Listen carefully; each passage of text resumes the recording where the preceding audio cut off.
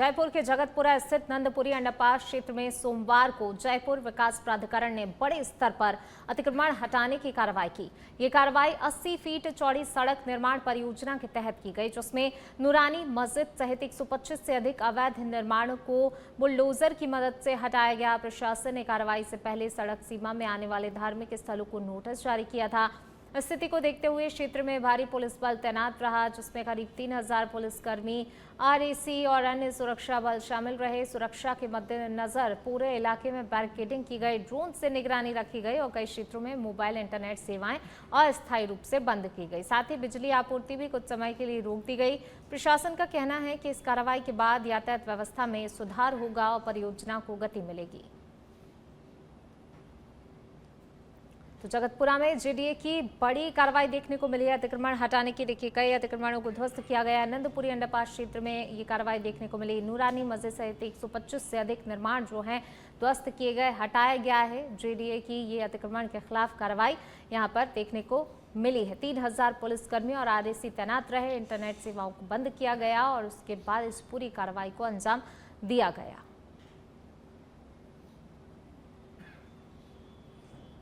जयपुर में महानिदेशक पुलिस राजीव कुमार शर्मा के निर्देशानुसार प्रदेश भर में यातायात नियमों की अवहेलना और अवैध हूटर बत्तियों के खिलाफ चलाया जा रहा महाअभियान लगातार जारी है। अभियान के 7वें दिन रविवार को अवकाश के बावजूद पुलिस ने सड़कों पर सघन नाकेबंदी कर सख्त कार्रवाई की। इस एक दिन में प्रदेश भर में 9523 वाहनों पर दंडात्मक एवं विधिक कार्रवाई की गई। कार्रवाई में सबसे अधिक मामले काली फिल्म, नियम विरुद्ध नंबर प्लेट, अवैध मॉडिफिकेशन, अनाधिकृत लेखन, हूटर बत्ती और प्रेशर हॉर्न से जुड़े रहे। कोटा, जयपुर, अजमेर, जोधपुर और कोटपुतली, बहरोड जिलों में सबसे ज्यादा कार्रवाई दर्ज की गई। अधिकारियों ने स्पष्ट किया कि वाहनों पर अवैध रूप से काली फिल्म, हूटर या रॉब दिखाने वाले चिन्ह लगाना कानूनन अपराध है। पुलिस ने चेतावनी दी है, ये अभियान आगे भी सख्ती के साथ जारी रहेगा और नियम तोड़ने वालों पर सख्त कार्रवाई की जाएगी और ये कार्रवाई और तेज की जाएगी। तो एक दिन में 9523 वाहनों पर कार्रवाई देखने को मिली है। देखिए काली फिल्म, हूटर, मॉडिफिकेशन पर पुलिस की ये सख्ती है और इसी के साथ नियमों के उल्लंघन करने वालों पर भी कार्रवाई को जो है अंजाम दिया गया। नियम तोड़ने वालों पर अभियान और तेज करने के निर्देश हैं। जिस तरीके से लगातार समय समय पर जो है अभियान चलाकर कार्रवाई की जाती है, लेकिन अब ये भी आगे के लिए भी निर्देशित किया गया है कि यदि नियमों को उल्लंघन करते हुए कोई पाया जाता है तो इस कार्रवाई को और भी तेज़ किया जा सकता है। तो आगे ये कार्रवाई और तेज़ होगी। वाहन जो चालक हैं अगर नियम तोड़ते हैं, यातायात नियमों का उल्लंघन करते हैं तो सख्त कार्रवाई के लिए भी तैयार रहें। नागौर जिले के मेड़ता सिटी स्थित उप कारागार का आज राजस्थान राज्य विधिक सेवा प्राधिकरण जयपुर एवं जिला विधिक सेवा प्राधिकरण मेड़ता की अध्यक्ष तारा अग्रवाल के निर्देश अनुसार सचिव संजय कुमार मालवीय द्वारा निरीक्षण किया गया। निरीक्षण के दौरान उन्होंने जेल परिसर की व्यवस्थाओं, सुरक्षा मानकों और मूलभूत सुविधाओं का गहन अवलोकन किया। निरीक्षण के बाद सचिव ने संबंधित अधिकारियों को दिशा निर्देश जारी किए। उन्होंने महानिरीक्षक जेल जयपुर को उप कारागार का शीघ्र संचालन सुनिश्चित करने के निर्देश दिए ताकि बंदियों से जुड़ी व्यवस्थाएं प्रभावी रूप से प्रारंभ हो सकें। इसके साथ ही जर्जर अवस्था में पड़ी 2 बैरकों को तुरंत हटाने और वीडियो कॉन्फ्रेंसिंग कक्ष के अधूरे कार्य को शीघ्र पूरा करने के निर्देश दिए। नगर पालिका मेड़ता को परिसर में नियमित सफाई व्यवस्था सुनिश्चित करने को भी कहा गया, जबकि उप कारापाल को जेल की व्यवस्थाओं और अधिक सुदृढ़ बनाने के लिए निर्देश प्रदान किए गए।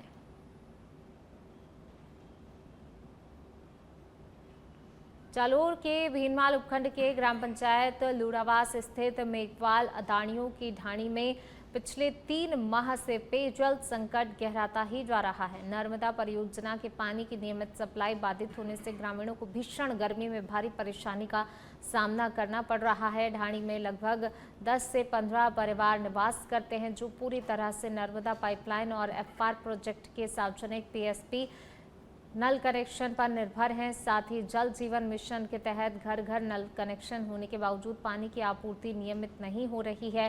ग्रामीणों के अनुसार कई बार 7 से 8 दिन बाद थोड़ी देर के लिए धीमी गति से पानी आता है और फिर सप्लाई बंद हो जाती है। ग्रामीणों ने जलदाय विभाग से नियमित और सुचारू पानी सप्लाई की मांग की है। इसके साथ ही चेतावनी दी है कि समस्या का समाधान नहीं हुआ तो उपखंड अधिकारी को ज्ञापन सौंपा जाएगा।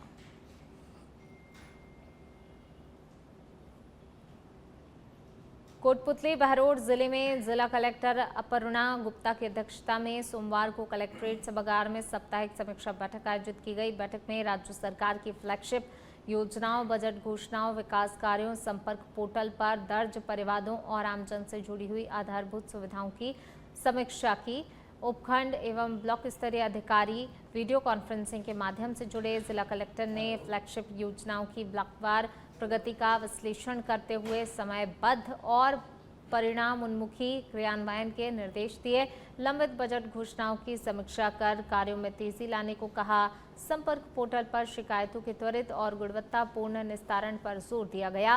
पेयजल, स्वास्थ्य सेवाओं, डेंगू, मलेरिया रोकथाम और फॉगिंग कार्यों को प्रभावी बनाने के निर्देश दिए गए। साथ ही पेंशन सत्यापन कार्य को 100% पूर्ण करने के लिए विशेष कार्य योजना बनाने को कहा गया। बैठक में विभिन्न विभागों के अधिकारी मौजूद रहे।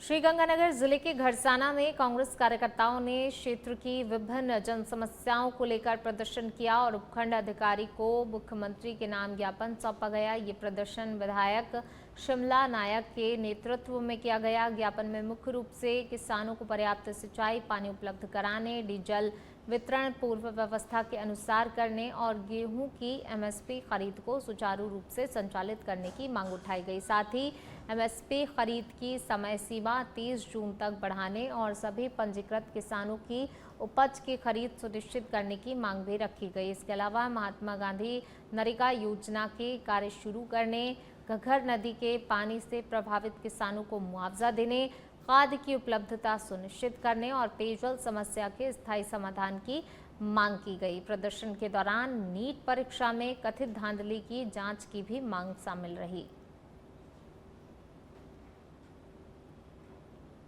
ये हर वर्ग का अनदेखा कर रही है, चाहे वो किसान है, चाहे मजदूर है, चाहे व्यापारी है, चाहे बेरोजगार बच्चे हैं। आज पेपर लीक की घटनाएं आप देख रहे हो पूरे इंडिया में जिस तरह से हो रही है, तो बच्चों का जो मनोबल है वो टूटता जा रहा है। माँ बाप बड़ी परेशानी देकर के बच्चों को पढ़ाते हैं और जब ये पेपर का दिन आता है, लीक हो जाता है, तो आप सोचिए उन बच्चों में क्या गुजरती है, उनके क्या सपने हैं, वो सपने टूट जाते हैं। आज किसान की जो हालात देख रहे हो कि किसान की जो गेहूँ है वो सरकार नहीं तुला रही है और जो एमएसपी का जो है वो हमारा राइट है, आज तक ऐसा नहीं हुआ। जो इस बार हो रही है तो किसान जो मजबूर है कि वो एसडीएम कार्यालय में जाकर के ढेरी करे हैं, कलेक्टर के करे हैं, ये सरकार के जून तक नहीं रह रही है, कुछ सुनाई नहीं रही। अगर आपकी ये मांगे पूरी नहीं होती है तो आगे का ऐलान आपका क्या रहेगा? बिल्कुल हमारा ये रहेगा, हम किसानों के साथ हैं, व्यापारियों के साथ हैं, मजदूर के साथ हैं और बेरोजगार बच्चों के साथ खड़े हैं। उनकी लड़ाई साथियों, मुझे लगता है कि सरकार की हठधर्मिता इतनी ज़्यादा बढ़ गई है कि ये आंदोलन करे रखो, सड़कों पे आ जाओ, कुछ भी करो। इन्होंने जैसे सोच दिया है कि हम कुछ नहीं करेंगे। मैंने जब कहीं किसी से ये बात की कि यार ऐसे कैसे करिए, लोकतंत्र है, सरकारों को इनको लोगों के वोट भी चाहिए, तो आगे से मुझे कुछ सज्जनों ने ये जवाब दिया कि इनके पास ईवीएम है, इनको क्या ज़रूरत है किसी की। और इनके जो काम है उसको देख के ऐसे ही लगता है कि इनकी ये जच गई है कि इनको जितना रगड़ो उतना ही मज़ा आता है उनको। आप देखिए, ना खाद मिल रही है, ना डीजल मिल रहा है, ना पेट्रोल मिल रहा है, ना लोगों के जो जनता के हक की आवाज़ उठाने के लिए सभी ब्लॉक कार्यालयों पर प्रदर्शन किए जा रहे हैं, जिसमें जो पार्टी के जो विधायक हैं, विधानसभा प्रत्याशी हैं, उनके नेतृत्व में और ब्लॉक कांग्रेस कमेटी के निर्देशन में प्रदर्शन किए जा रहे हैं। उसी के तहत आज अनूपपुर विधानसभा में लोकप्रिय विधायक शिमला नायक जी के नेतृत्व में, जिसमें गरसाना ब्लॉक कांग्रेस कमेटी और अनूपपुर ब्लॉक कांग्रेस कमेटी के संयुक्त तत्वाधान में किसान साथी, आमजन, कांग्रेस एकत्रित हुए और सभी लोगों में भारी रोष है। जिस प्रकार 25 प्रकार की विफलताएं वक्ताओं ने बताई, लोगों ने सुना और ये जो बात है गांव-गांव, डाणी-डाणी तक पहुंचेगी। आज एक छोटे सी कॉल पर इतनी बड़ी संख्या में आम आदमी पहुंचा है। डीडवाना कुचामन जिले में राष्ट्रीय लोकतांत्रिक पार्टी ने नागौर सांसद हनुमान बेनीवाल की सुरक्षा हटाने सहित विभिन्न मुद्दों को लेकर जिला कलेक्ट्रेट के सामने जोरदार प्रदर्शन किया। इस प्रदर्शन में पूर्व विधायक नारायण बेनीवाल और पूर्व विधायक इंदिरा बावरे सहित सैकड़ों कार्यकर्ता शामिल हुए। इससे पहले कार्यकर्ताओं ने शहर में रैली निकालकर सरकार के खिलाफ नारेबाजी की। बाद में कलेक्ट्रेट के बाहर धरना प्रदर्शन कर कानून व्यवस्था और मूलभूत सुविधाओं को लेकर सरकार पर गंभीर आरोप लगाए। प्रदर्शन के दौरान आरएलपी नेताओं ने हनुमान बेनीवाल की सुरक्षा में कटौती को राजनैतिक द्वेषपूर्ण कार्रवाई बताया। साथ ही कार्यकर्ताओं पर दर्ज मुकदमों को वापस लेने की मांग भी की गई। इसी दौरान किसान विश्राम गृह में आयोजित सभा में सरकार की नीतियों पर तीखा हमला बोला गया। बाद में प्रतिनिधिमंडल ने जिला कलेक्टर को ज्ञापन सौंपकर सुरक्षा बहाली, किसानों को मुआवजा, बिजली, पानी व्यवस्था सुधार और भर्ती प्रक्रियाओं पर पारदर्शिता की मांग की। प्रदेश के अंदर कानून व्यवस्था वेंटिलेटर पे है, युवा जो रोजगार के लिए सड़कों पे संघर्ष करा है, और गौ माता की बात को कह के, और जो भारतीय जनता पार्टी सत्ता में आई, जो डबल इंजन की सरकार अपने आप को बता रहे हैं, लेकिन इनकी सरकार आने के बाद जो गौ माता की जो हालत हुई है और संतों का जो अपमान इन लोगों ने बेराना के अंदर किए, कानून व्यवस्था और राष्ट्रीय लोकतांत्रिक पार्टी के पदाधिकारियों और जो कार्यकर्ताओं में जो झूठे मुकदमे दर्ज कर रहे हैं, इन तमाम मुद्दों को लेकर आज हमने माननीय गवर्नर साहब को, कलेक्टर साहब के माध्यम से ज्ञापन दिया है। हमारी यही मांग है कि प्रदेश के अंदर शांति व्यवस्था बनी रहे, हम भी यही चाहते हैं। लेकिन सरकार ने यदि तानाशाही और हिटलरशाही सिर्फ पुलिस और प्रशासन के दम पर यदि लोगों को डराने का प्रयास किया तो निश्चित रूप से इस प्रदेश के लिए ठीक नहीं होगा। हम राष्ट्रीय लोकतांत्रिक पार्टी के सुप्रीमो हनुमान बेनीवाल जी की जो सुरक्षा हटाई है और इन तमाम मुद्दों को लेकर, और आज डीडवाना कुचामन जिला कलेक्टर महोदय को हमने ज्ञापन दिया है और हमारी सरकार से मांग है कि आप संवेदनशीलता दिखाएं।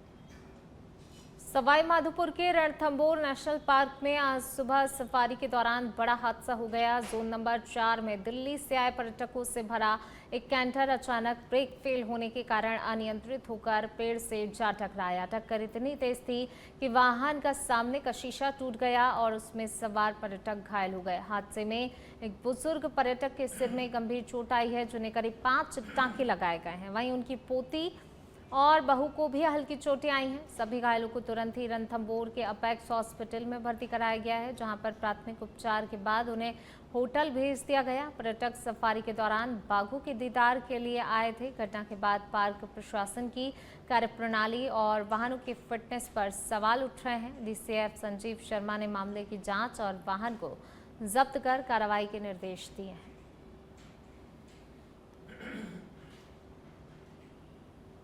ये कैंटर में हम बैठे थे तो कैंटर वाले जो गाइड था, गाइड ने टैंकर रुकवाया।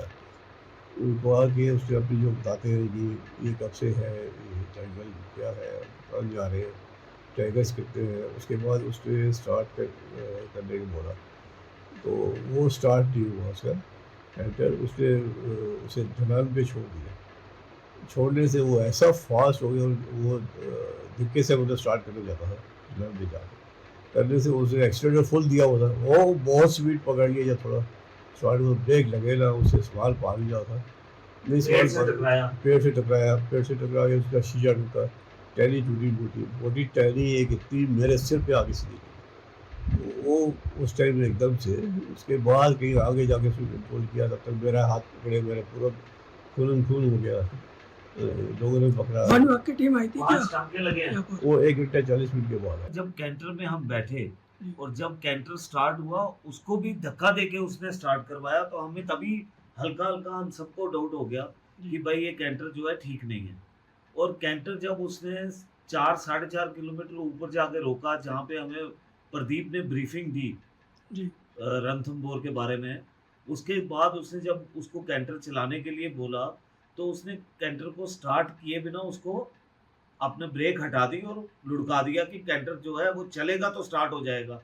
और जब उसने वो गियर डाला तो वो तो स्टार्ट हुआ नहीं, लेकिन गाड़ी उसके आउट ऑफ कंट्रोल हो गई। गाड़ी ने सारा जिगजैग, क्योंकि ऊंचाई से नीचे उतर रहे थे, तो वो सारी उसको गाड़ी ने पूरी फुल स्पीड पकड़ ली और वो सारा जिगजैग राइट लेफ्ट होते हुए एक पेड़ से जाकर बहुत जोर से टकराया। उसका आगे का शीशा टूट गया और उसका एक इतना बड़ा जो है लकड़ी का पीस जो था, एक पूरा इतना लंबा, कम से कम 6 फुट लंबा होगा, वो उसका टूट गया। और वो टूट के सारे जितने भी पैसेंजर्स बैठे हुए थे या जितने भी टूरिस्ट बैठे हुए थे, सबके कहीं ना कहीं चोट आई।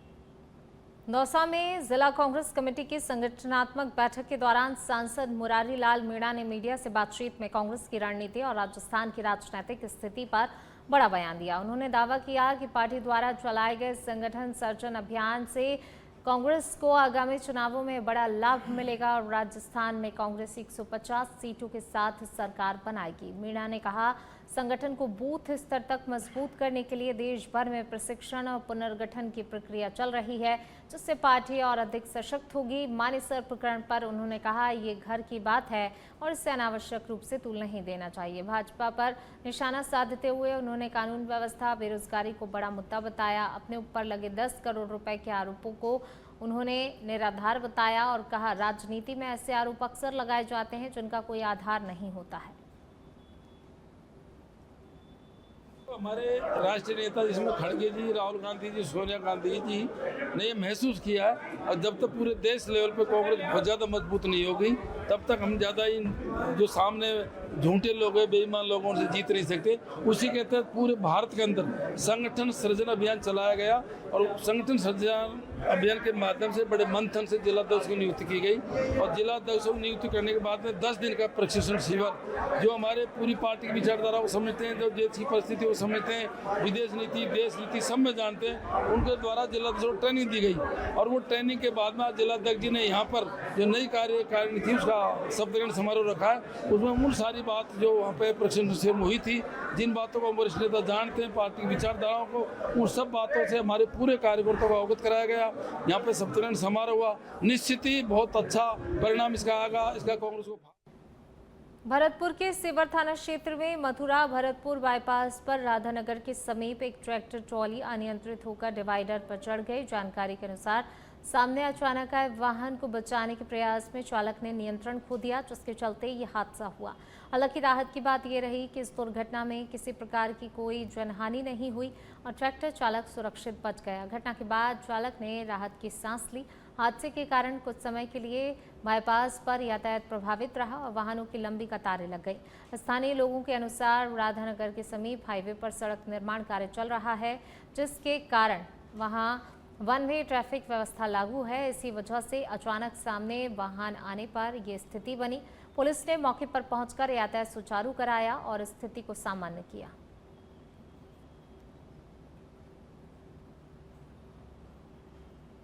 डूंगरपुर जिले के कोतवाली थाना पुलिस ने शहर के सोनिया चौक स्थित एक सोने मकान में हुई लाखों रुपए की चोरी की वारदात का खुलासा कर दिया। पुलिस ने मामले में 4 बाल अपचारियों को डिटेन किया है, जिन्होंने पूछताछ में चोरी की घटना को स्वीकार कर लिया। पुलिस के अनुसार 1 मई को पीड़ित जयराज श्रीमाल ने रिपोर्ट दर्ज कराई थी, जिसमें बताया गया था कि वह दुकान पर गया हुआ था और घर सूना था। जब वह वापस लौटा तो घर का दरवाज़ा खुला था और अलमारी से 16 तोला सोना, 1.5 किलो चांदी, 2,70,000 रुपये नकद गायब थे। पुलिस ने मामला दर्ज कर जांच शुरू की और मुखबिर तंत्र और तकनीकी साक्ष्यों की मदद से आरोपियों तक पहुंची। आरोपियों ने शहर के फौज का बडला क्षेत्र में एक और चोरी की वारदात को भी कबूल किया है। मैं दुकान पर गया था, घर पे कोई नहीं था और पीछे से सोना चांदी के जेवरात और कुछ नकदी चोरी कर लिए, जिस पर पकड़बंदी बंद करके एक टीम का गठन किया गया। टीम द्वारा इसमें परंपरागत पुलिसिंग का प्रयोग करते हुए और मुखबिर तंत्र से सूचना प्राप्त की गई और सूचना प्राप्त कर 4 नाबालिगों की पहचान की गई, जिनको लाकर डिटेन कर इनसे नियमानुसार करके किया गया। तो उन्होंने उक्त घटना करना स्वीकार किया और उक्त माल को खुर्द करना बताया। इस संबंध में उनसे आवश्यक सूचना कर उनको बाल संरक्षण भेजा गया है और जहां उन्होंने इस माल को बेचा, इस संबंध में अनुसंधान किया जा रहा है। एक उसके अलावा फौज का बडला में भी मकान में चोरी करना स्वीकार किया है। टोंक जिला मुख्यालय पर एसबीसीपी एजुकेशन वेलफेयर सर्विस नामक संस्था पर करोड़ों रुपए की ठगी कर फरार होने के गंभीर आरोप लगे हैं। पीड़ितों का कहना है संस्था द्वारा गृह शिक्षक लगाने के नाम पर प्रति व्यक्ति 5,000 रुपये जमा करवाए थे। इसके अलावा विभिन्न निवेश योजनाओं और आईडी आधारित स्कीमों में अधिक मुनाफे का लालच देकर बड़ी संख्या में लोगों से मोटी रकम निवेश करवाई गई। सोमवार सुबह जब निवेशक और सदस्य संस्था के कार्यालय पहुंचे तो वहां ताले लगे मिले, जिसके बाद लोगों में आक्रोश फैल गया और मौके पर हंगामा हो गया। सूचना मिलने पर कोतवाली थाना पुलिस मौके पर पहुंची और स्थिति को नियंत्रित किया। पीड़ितों ने संस्था के संचालकों के खिलाफ मामला दर्ज करवाया है। प्रारंभिक जांच में करोड़ों रुपए की ठगी की आशंका जताई जा रही है। पुलिस पूरे मामले की जांच कर रही है और दस्तावेजों को खंगाला जा रहा है।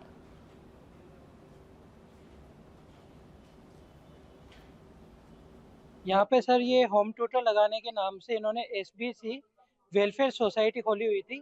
मैंने बकायदा वेबसाइट पे भी चेक किया था, वहाँ पे इनकी सारी वेबसाइट ये सब कुछ थी। कल शाम 6 बजे के बाद में वो सारी बंद आ रही है। इन्होंने 5,000 रुपये होम ट्यूटर के नाम से मेरे से लिए और इन्होंने बोला आपको 3 से 12 साल तक के बच्चों को पढ़ाना है। प्रत्येक बच्चों को पढ़ाने के लिए हम आपको 1200 रुपये पे करेंगे, 1,000-1,200 रुपये पे करेंगे और ज़्यादा बच्चे पढ़ाओगे तो प्रत्येक बच्चे के हिसाब से आपको पे किए जाएंगे। इन्होंने टीम लीडर के नाम से भी प्रत्येक के ऊपर 10-10 हज़ार रुपये मंथली देने के लिए वादा किया था और इन्होंने प्रत्येक ट्यूटर के लिए स्कीमें जोड़ी हुई थी। बकायदे ये 50 रुपये का PF काट रहे थे। तो इन्होंने 5-5 हज़ार रुपये लिए रजिस्ट्रेशन फीस और हम लोगों को इन्होंने कहा कि एक बच्चे पे 1,000 रुपये देंगे।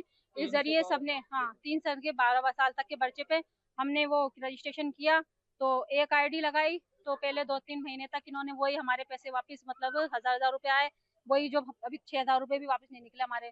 फिर इन्होंने दूसरी क्या और ID लगा लो और बच्चे देंगे, तो बहुत सारी लोगों ने अपनी रोजगार नहीं था तो लगाई। फिर इन्होंने एक और SBSC एजुकेशन के जरिए एक और खोला इन्होंने। फिर उसके जरिए इन्होंने 50-50 हज़ार की ID लगवाई, जिसपे इनके आप 10 ID लगाओगे तो आपको 10 आईडियों पे 10,000 रुपये देंगे। आप 1 लाख रुपए लगाओगे तो 1 लाख रुपए की 20 आईडियों पे आपको वो क्या नाम थे 20,000 रुपये। डूंगरपुर जिले में पंचायती राज संस्थाओं के मंत्रालय कर्मचारियों ने अपनी 8 सूत्रीय मांगों को लेकर कलेक्ट्रेट पर प्रदर्शन किया। इस दौरान कर्मचारियों ने जिला कलेक्टर और जिला परिषद CEO को मुख्यमंत्री के नाम ज्ञापन सौंपा। संगठन ने चेतावनी दी है, यदि उनकी मांगों पर जल्दी कार्रवाई नहीं की गई तो 10 जून से 16 जून तक आधे दिन का कार्य बहिष्कार किया जाएगा।